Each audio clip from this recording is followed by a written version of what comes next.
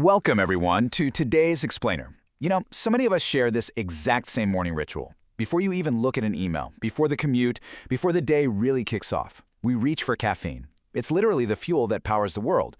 But while we're completely focused on how that morning cup wakes up our brains, we almost never stop to think about what it's doing deep inside our bodies, specifically to our skeleton. Today we're unpacking some fascinating new research that pits the world's two most popular beverages against each other in a head-to-head battle for long-term bone health.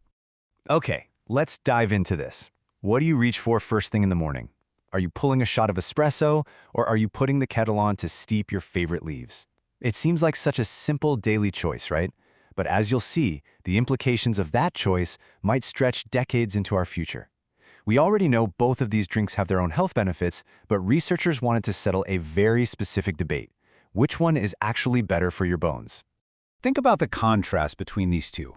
On one side, you've got the robust, undeniable kick of strong hot coffee.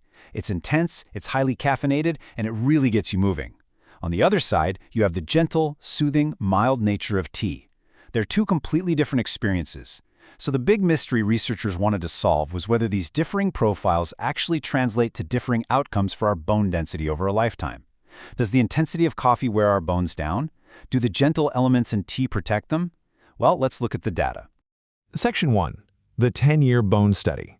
To figure this out, researchers at Flinders University in Australia didn't just stay in a short-term lab setting, they went out into the real world. Now, what's really interesting about this data is the sheer scale of the research. 10,000. That is the number of women tracked in what's known as the study of osteoporotic fractures. When scientists want to understand something that changes as slowly as bone density, small studies just don't cut it. Tracking nearly 10,000 people, that gives this data absolutely incredible statistical power. It means the trends we're about to look at aren't just random flukes, they're real, significant patterns. And here is another vital piece of the puzzle. All the women tracked in this study were aged 65 years or older. Why does that matter? Well, age 65 is a really critical threshold for bone health. It's the stage of life where bone density naturally begins to drop, making the skeleton much more vulnerable. By zeroing in on this specific demographic, the researchers made sure their data is incredibly relevant for aging populations who are actively dealing with the threat of bone loss. Then you have to look at the timeline. 10 years. Researchers monitored these women for a full decade. They rigorously recorded their daily tea and coffee habits, and then they physically measured their bone mineral density. And they didn't just measure anywhere. They specifically looked at the hip and the femoral neck. These are the exact spots most prone to devastating fractures if an elderly person takes a fall. Having a 10-year tracking period on these specific danger zones gives us a highly reliable map of how our morning habits affect our future stability. Section 2. The verdict.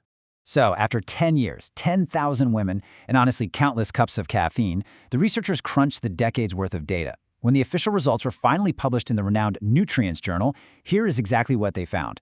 Tea takes a slight edge. The group of dedicated tea drinkers actually showed a slightly higher overall bone density in the hip region compared to the coffee drinkers. But it wasn't just a win for tea. The data showed a direct link between high volumes of coffee and a lower bone density. But hold on, before you throw out your espresso machine, we really need to understand why this is happening and exactly what high volume means. Section 3. The science of bones. To truly understand these results, we need to step away from the macro data of thousands of women and zoom way, way in, right down to the cellular level. Co-researcher Ryan Liu provided some fascinating insights into why tea might be acting as a microscopic shield for our skeletal system. It basically all comes down to catechin, or sand-catechin as it's pronounced in Thai. Catechins are a specific group of compounds found naturally in tea.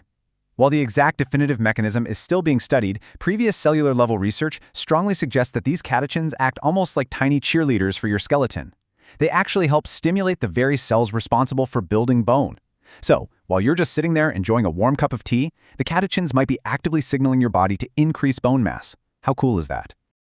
Now, I want everyone to take a deep breath, especially my dedicated coffee lovers out there. The clinical difference here is really minor. Yes, tea has an edge, and yes, catechins are wonderful, but the researchers explicitly point out that the advantage isn't so massive that you'll see a night and day clinical difference. So, if coffee is what gets you out of bed, there is absolutely no need to panic. Pour your morning brew down the drain, or force yourself to drink tea if you hate it. So, the crucial point is understanding the dosage. If you're having 2 to 3 cups a day, you are completely in the safe zone. At that moderate level, coffee does not negatively impact your bones at all. The real danger zone only begins when you cross the threshold of 5 cups a day. That is a massive amount of caffeine, and it's at that high volume where the study found a clear correlation with lower bone mineral density. It's not the coffee itself that's the villain here, it's the excessive volume. Section 4. The big picture. We've spent this explainer comparing our favorite morning drinks, but we need to zoom out for a second and remind ourselves why bone density is such a critical topic in the first place. The real enemy here isn't your dark roast, it's osteoporosis, that condition where bones thin out, become porous, and break easily as we age.